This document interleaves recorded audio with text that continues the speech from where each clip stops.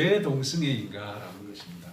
오늘 이 본문으로 왜 동성애인가라는 말씀을 전가하는데 좀 의아하실 겁니다. 이걸 가지고 어떻게 전가할까? 오늘 이 장면은 어떤 장면이냐면요. 하나님께서 아담 하와에게 첫 번째 명령하는 장면입니다. 물론 2장에 보면은 자세하게 나옵니다. 정확하게 하나님께서 인간을 창조하신 후에 무슨 말을 했느냐 보면요. 15절, 2장 15절에 나옵니다. 여호와 하나님이 그 사람을 이끌어 에덴 동산에 두어 그것을 경작하게 하며 지키게 하시고, 자, 첫 번째 명령이 뭡니까? 에덴 동산을 경작하고 지키라. 그 다음 명령이 뭐냐면요. 16절, 여호와 하나님이 그 사람에게 명하여 이르시되 동산 각종 나무의 열매는 내가 임의로 먹되. 17절, 선악을 알게 하는 나무의 열매는 먹지 마라. 우리는 이것을 통해서 하나님께서 인간을 지으시고 특히 아담을 지으시고 첫 번째로 명령하신 그 명령이 무엇이냐? 바로 다스리라, 관리하라는 겁니다. 그리고 선악을 알게 하는 나무의 열매는 먹지 마라. 먹으면 죽는다. 자, 그리고 나중에 하와를 만듭니다. 아담의 갈비뼈를 채워서 하와를 만들고, 그리고 둘에게 명령하는 또 명령이 오늘 1장 28절 말씀이에요. 다시 한번 볼까요? 하나님이 그들에게 복을 주시며 하나님이 그들에게 이르시되 생육하고 번성하여 땅에 충만하라. 땅을 정복하라. 바다의 물고기와 하늘의 새와 땅에 움직이는 모든 생물을 다스리라. 간략하게 말씀드리면요, 생육하고 번성하여 충만하라. 이게 사람을 대하는 명령이에요.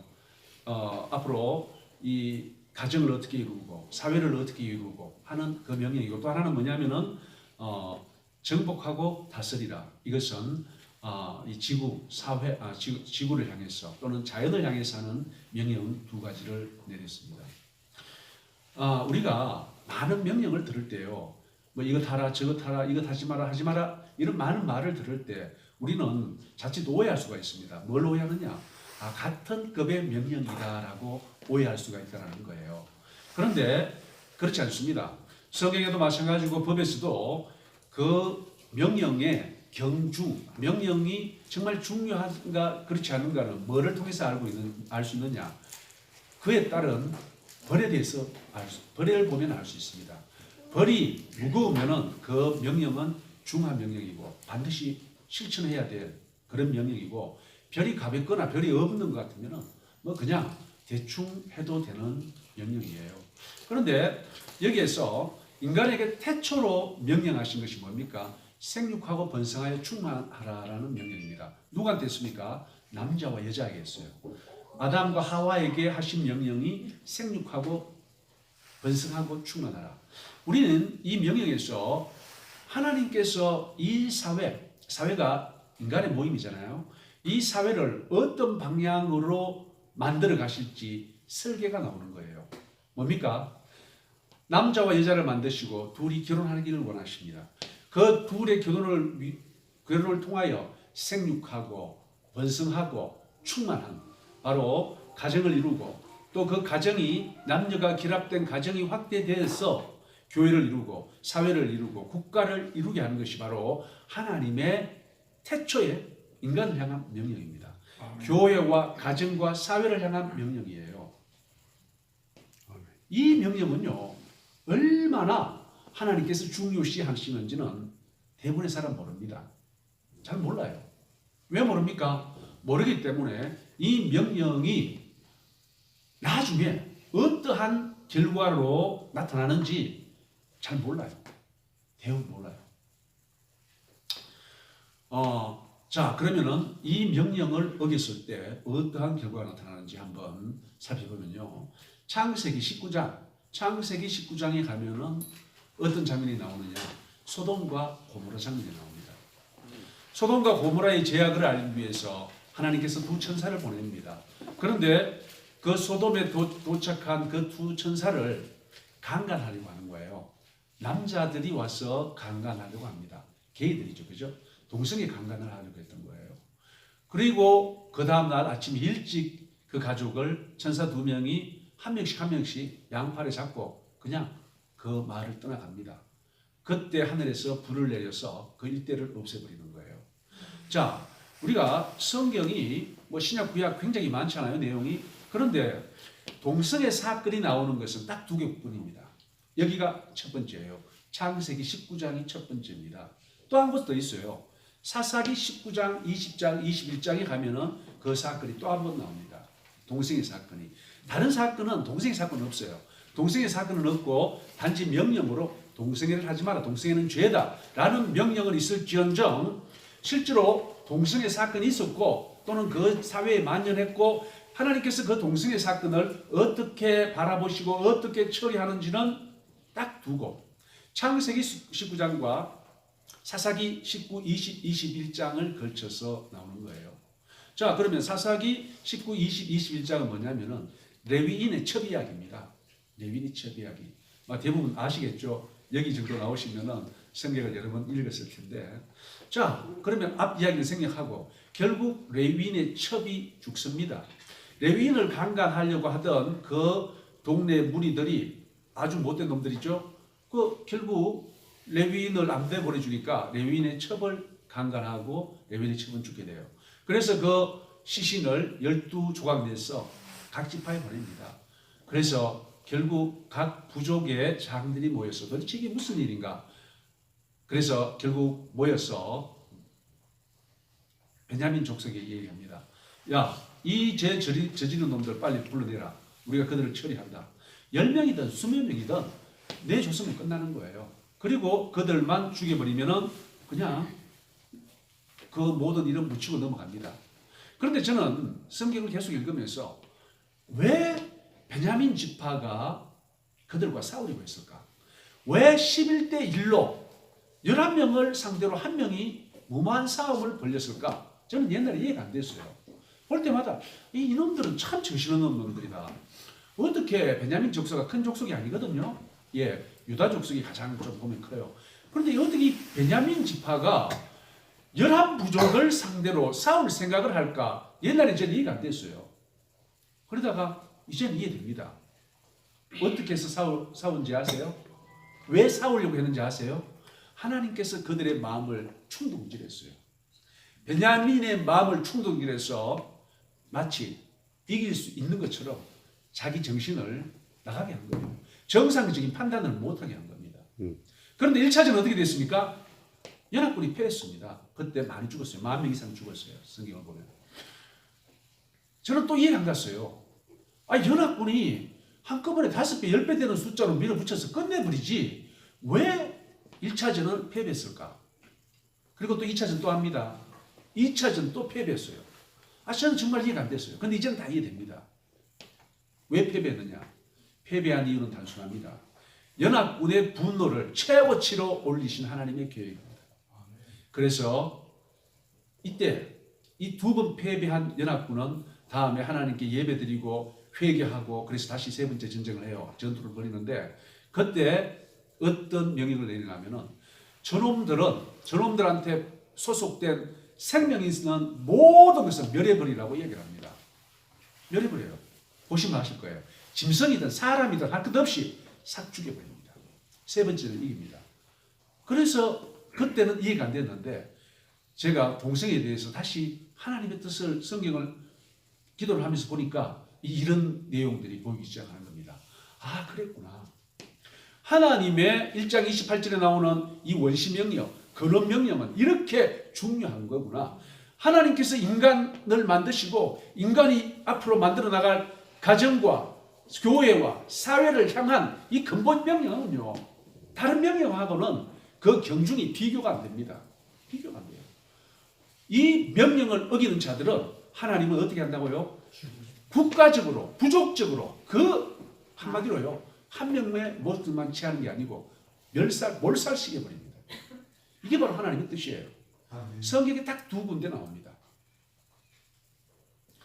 왜 하나님은 이걸 이토록 미워할까?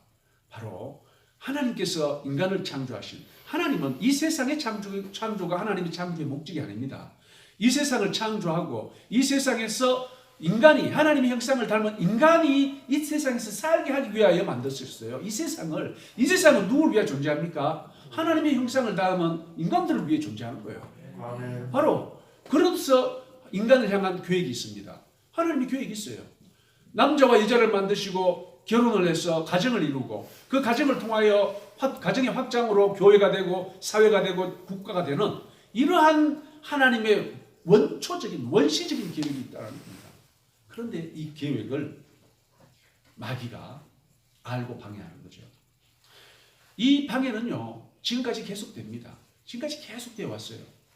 여러분 잘 아시겠지만 이제 우리 대한민국이 이번 4.15 총선을 통해서 지금 집권 여당이 180명을 국회에 보냈습니다. 이 180명 의미를 여러분 다 아실 거예요. 뭐냐면은 이제 마음대로 법을 바꿀 수 있는 5분의 3 이상입니다.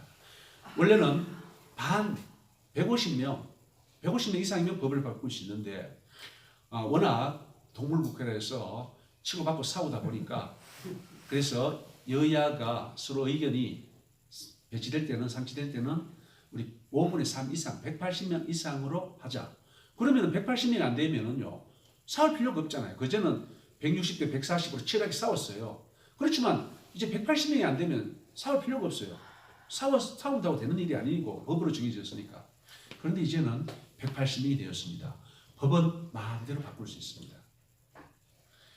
이 법을 마음대로 바꾸면 나중에 어떻게 될까요? 예, 아마 많은 사람들이 예상을 합니다. 이번 올해 가을 정기국회 때 이제 차별금지법이 만들어질 거라고요. 대부분 그렇게 예상하고 있어요. 자, 그렇다면 어떻게 됩니까? 이제 이게 합법적으로 들어옵니다.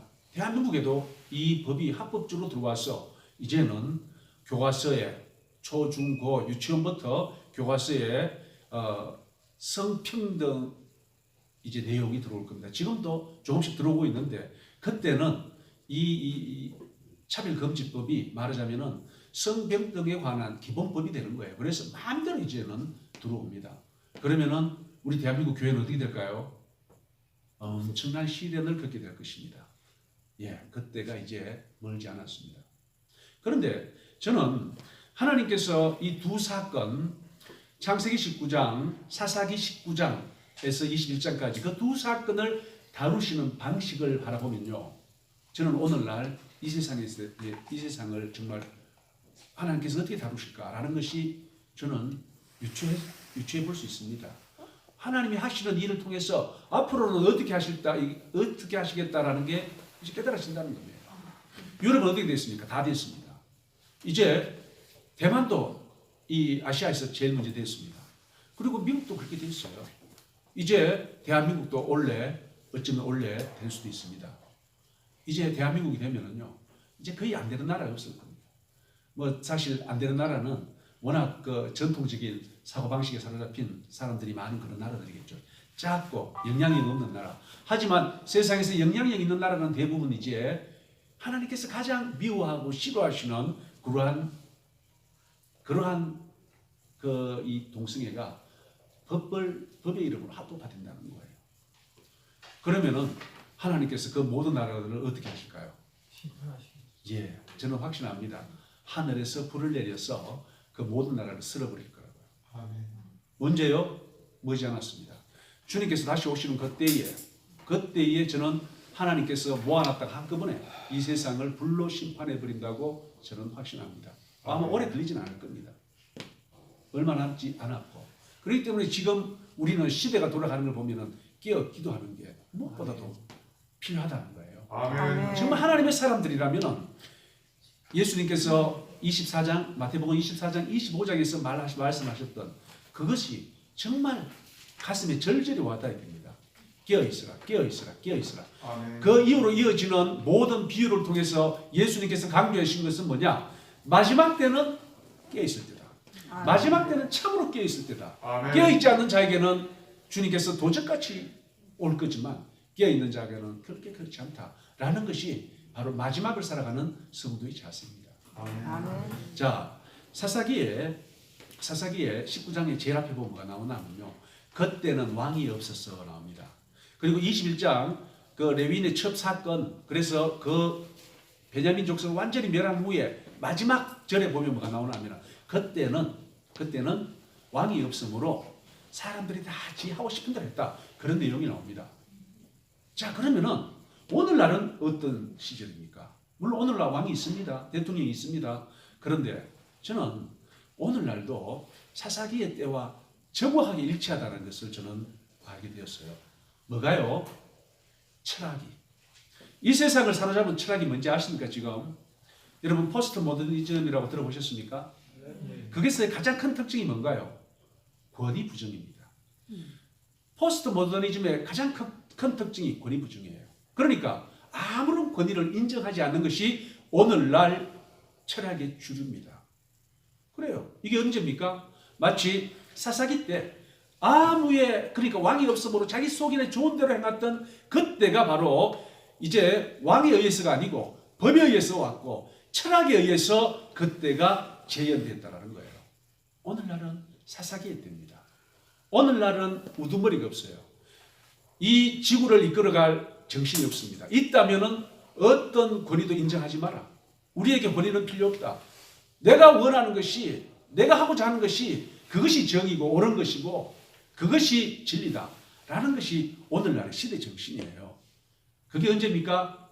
바로 사사기 때 그랬다는 겁니다.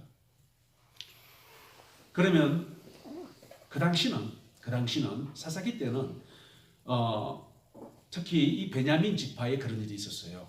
그래서 그 베냐민 지파 3차전 때 어떻게 되느냐? 이깁니다. 이겨서 베냐민 지파에 속한 모든 생명 있는 것, 어른 할 것 없이, 짐승 할 것 없이 다 죽여버립니다.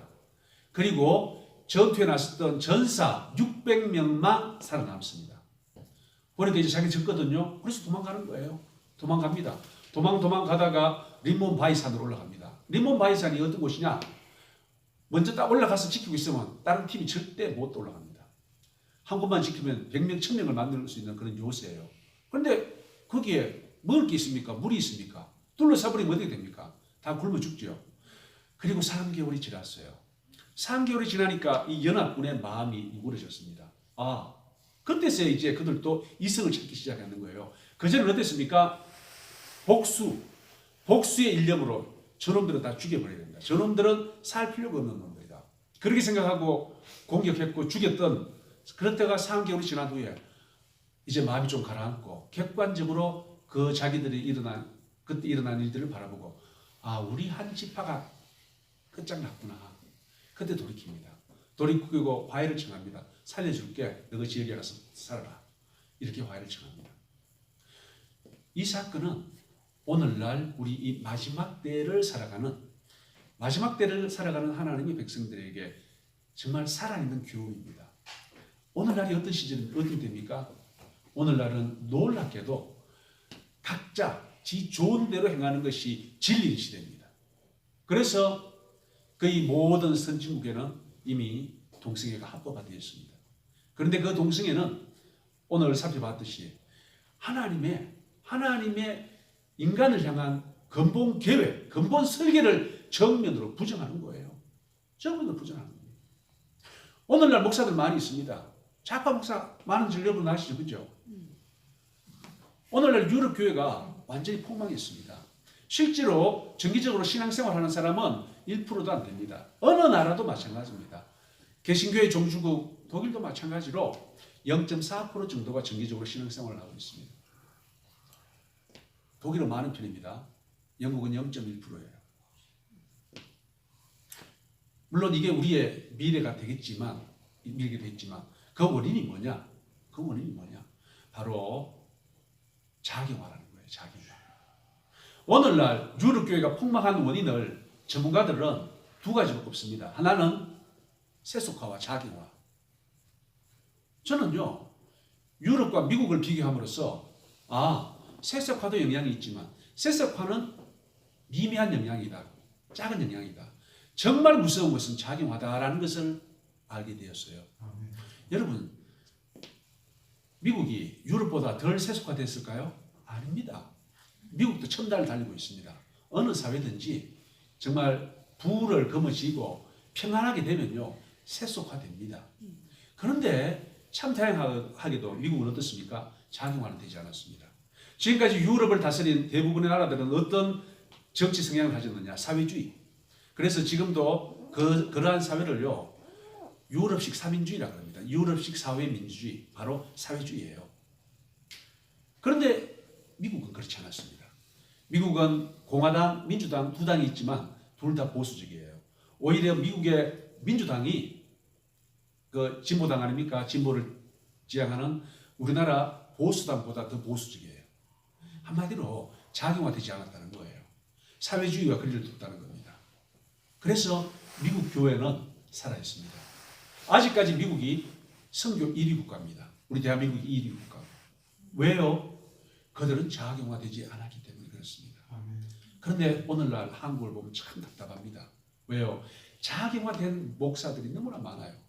여러분은 바람 피우는 바람제이 목사가 나왔습니까? 말 잘하고 세련되고 그리고 아주 도덕적인 좌파 목사가 나왔습니까?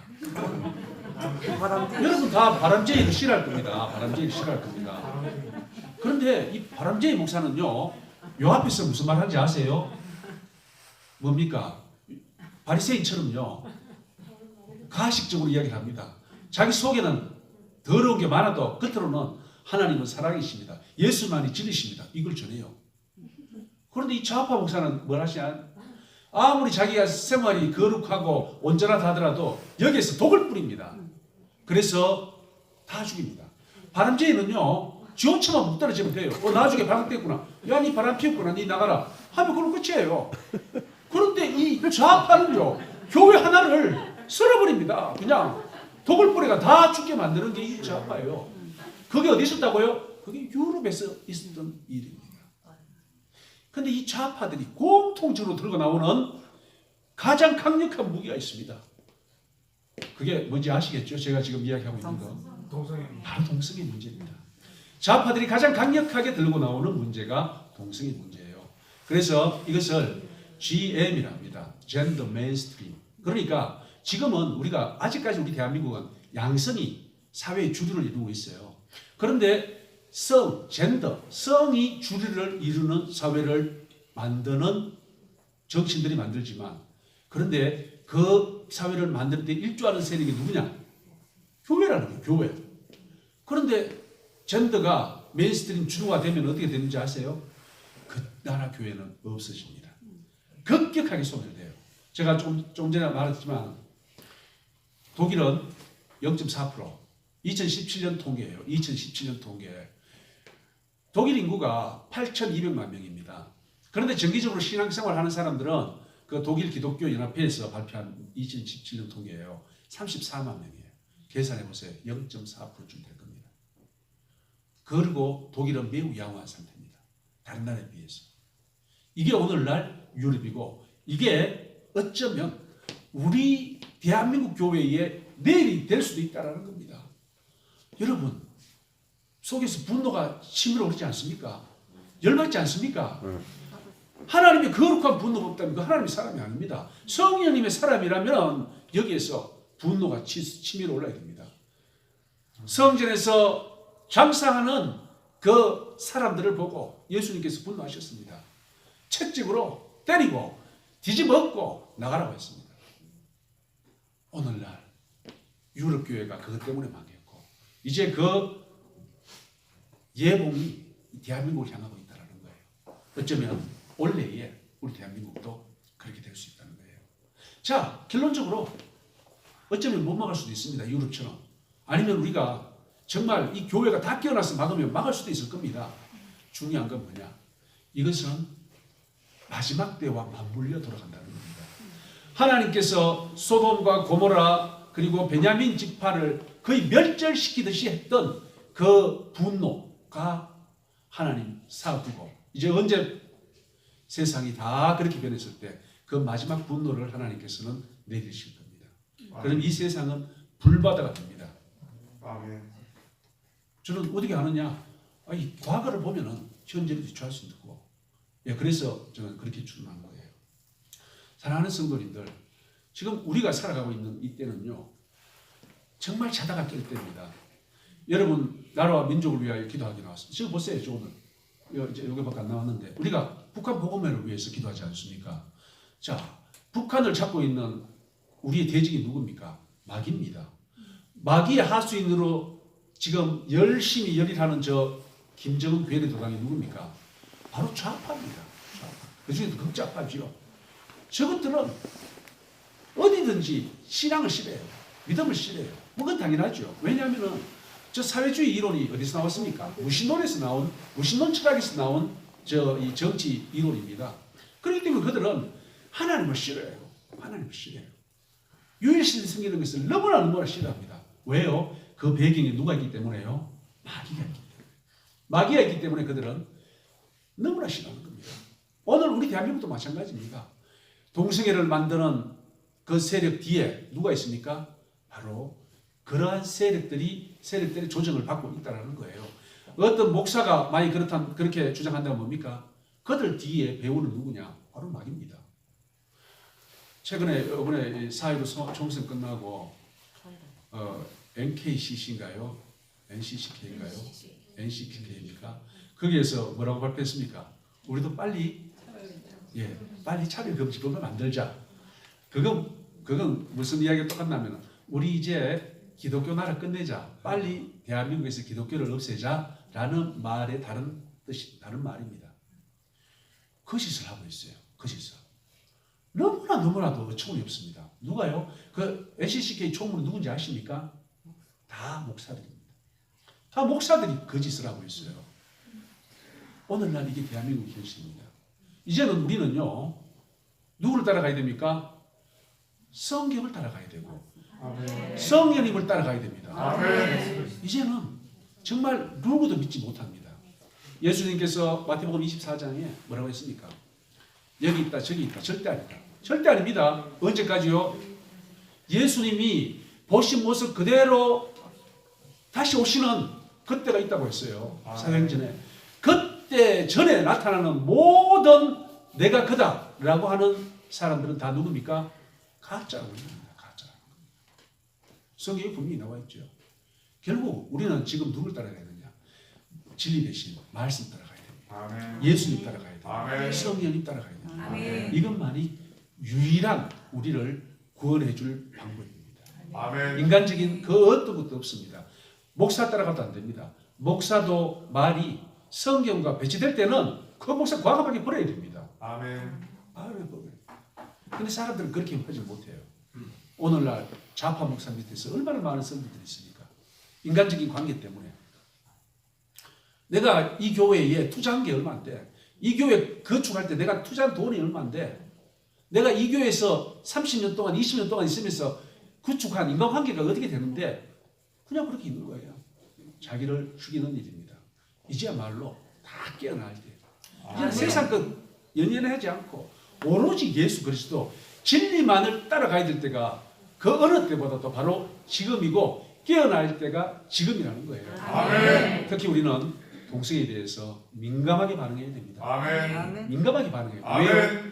우리가 민감하게 반응하는 것은 하나님의 반응을 대신하는 겁니다. 아멘. 동성애에 대해서 가장 민감하게 반응하셨던 분이 바로 성령님이고 하나님이십니다. 아멘. 가차없이 멸해버리는 것을 오늘 두 사건을 통해서 보았듯이 우리는 정말 차별금지법을 만들려고 할 때 가장 먼저 나가 싸워야 되고 끝까지 싸워야 되고 아멘. 통과되더라도 우리는 끝까지 맞서 싸워야 됩니다. 아멘. 그게 바로 하나님이 기뻐하시는 일이고 그 일이 하늘의 상급 찾는 일이고 그 일이 정말 하나님의 영광을 드러내는 비느하스의 분노 있지 않습니까? 비느하스의 분노로 창으로 그냥 두 남녀를 꿰 찔러버렸어요. 그때 하나님 기뻐하시고 저주를 내렸어요. 우리가 지고 이기고 그건 문제 아닙니다. 우리가 하나님의 백성이라면 지는 싸움이라도 진리의 싸움이라면 가서 싸워야 된다. 아멘. 아멘. 사랑하는 주의 백성들 또 나라와 민족을 위하고 또 북한 복원을 위하여 기도하시는 정말 신실한 하나님의 백성들 저는 여러분들이 하나님께 꼭 붙잡혀 있다고 생각합니다. 아멘. 그 붙잡힘을 끝까지 유지하십시오. 하나님을 놓치지 마시고 정말 이 마지막 때에 하나님이 기뻐하시는 일이라면 목숨까지도 내놓겠습니다. 고백하는 주의 백성이 다 되시기를 예수님의 이름으로 축원드립니다. 아멘. 할렐루야. 아버지 하나님 감사합니다. 전능하신 아버지 하나님을 찬양합니다. 아버지 하나님 저희들에게 성령 충만함을 허락하여 주시옵소서. 아멘. 저희들에게 계시의 영을 부어주셔서 이 마지막 때를 하나님의 마음으로 바라보고 하나님의 눈으로 바라볼 수 있도록 은혜 베풀어 주시옵소서. 그리하여 참으로 하나님이 기뻐하시는, 하나님이 원하시는 그 싸움을 목숨 바쳐 싸워 나가는 주의 백성들 다 되게 하여 주시옵소서. 예수님 이름 받들어 기도드리옵나이다. 아멘.